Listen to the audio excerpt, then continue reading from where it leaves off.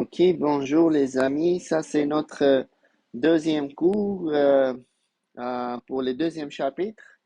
Alors, on va juste faire une question aujourd'hui, la question de départ. Puis après ça, c'est devoir. Ok, alors je pense que je vous donne trois questions en devoir.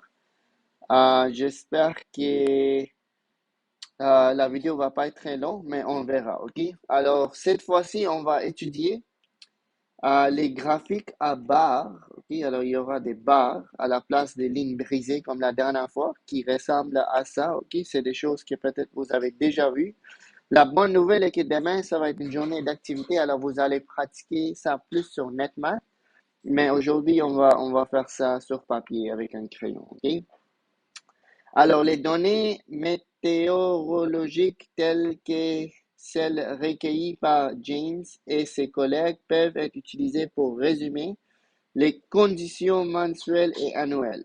Voici un graphique à barres, un graphique, ça se répète, excuse-moi, ça c'est un typo, ok, un graphique à barres, affichant les quantités de précipitations mensuelles pour Yellowknife, ok, pour l'année 2006, ok, pour l'année 2006. Alors, première question. Quel est le titre de ces graphiques? Qu'est-ce que le titre implique que les graphiques vous montrent? OK? Malheureusement, le titre est en anglais. OK? Monthly Precipitation Levels in Yellowknife.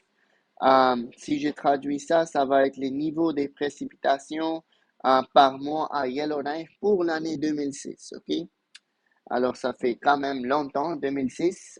Moi, j'étais en quelle année en 2006? J'étais en septième année. OK? Alors, ça fait du temps. Ça fait du temps.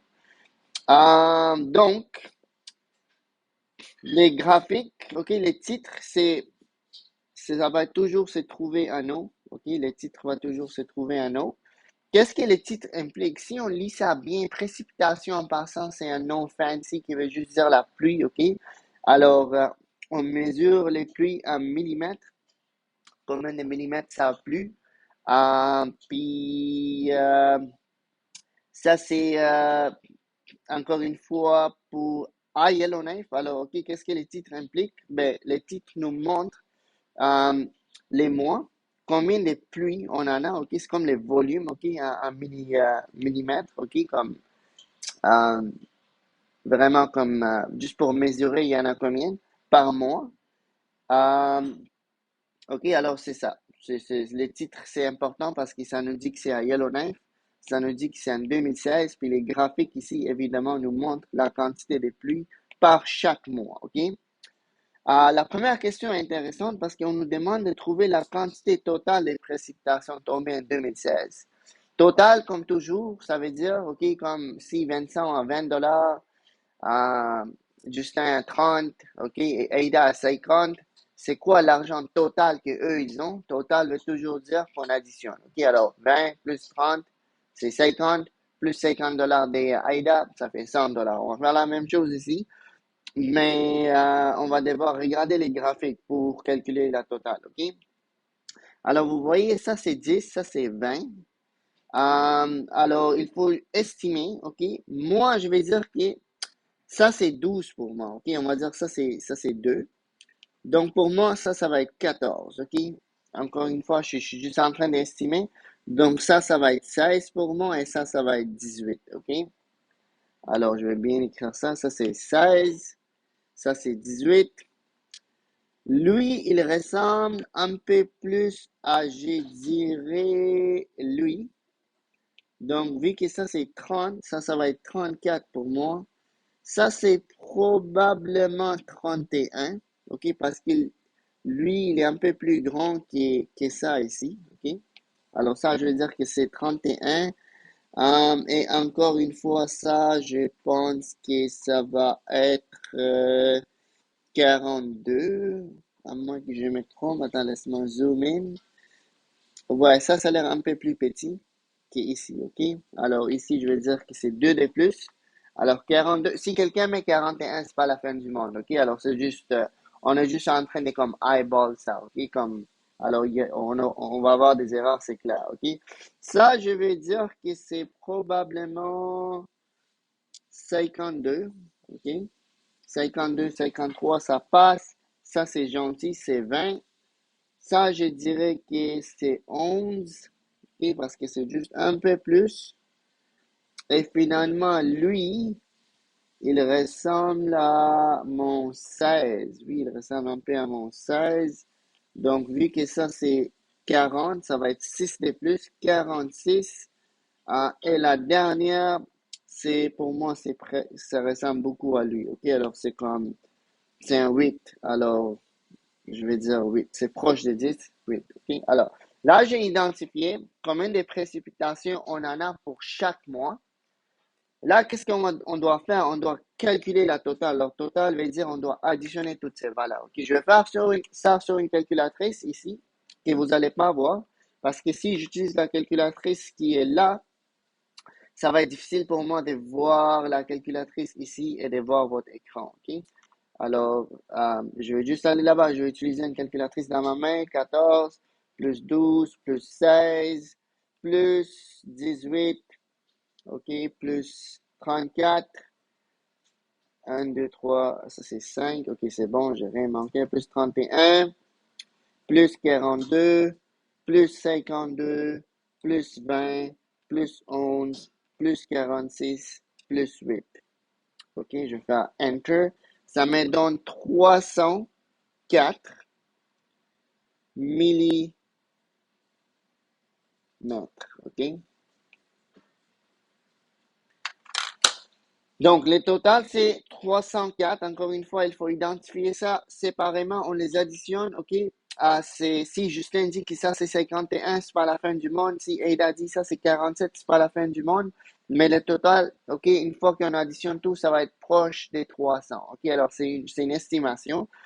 La troisième question maintenant, OK, c'est de dire quel pourcentage de précipitations totales est tombé en juillet. OK, alors je vais regarder les mois de juillet.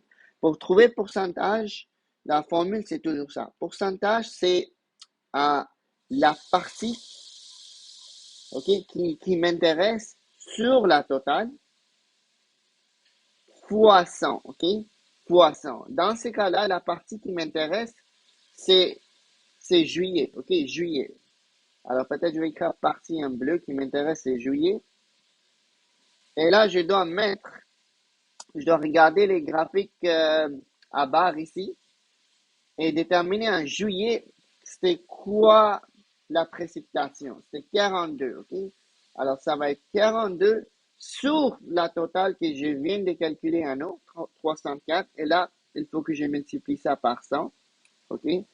Alors, je vais faire 42 divisé par 304, Enter. Et là, je multiplie ça par 100.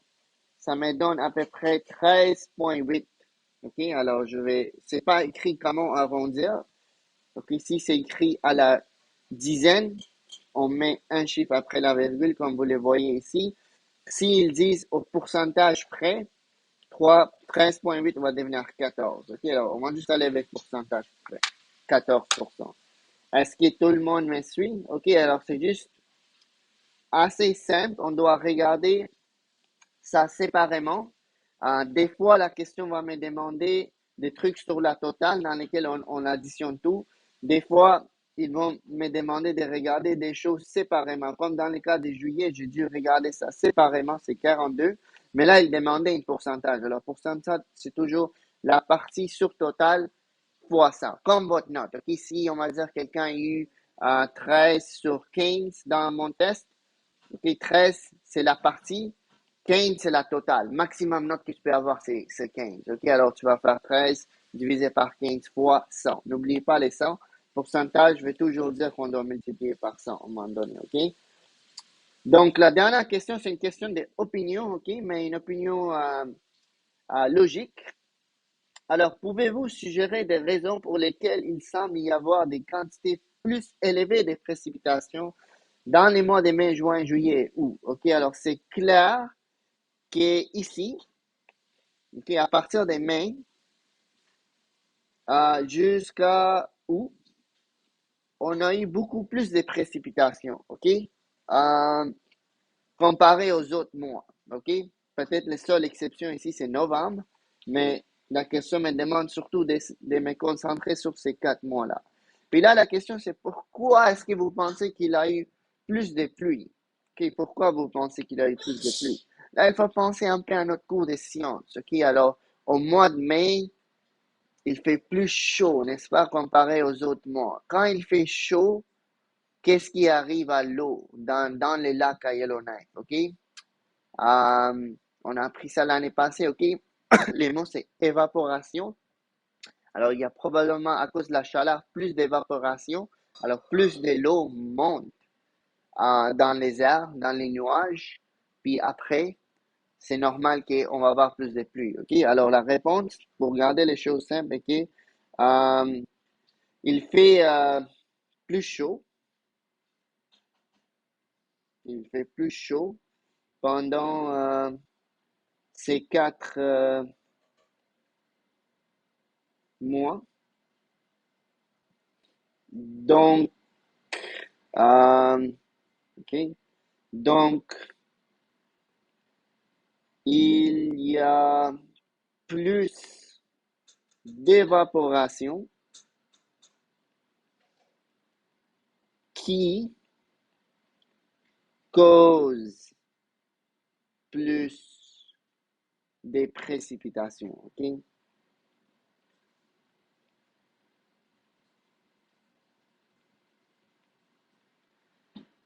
Ça va?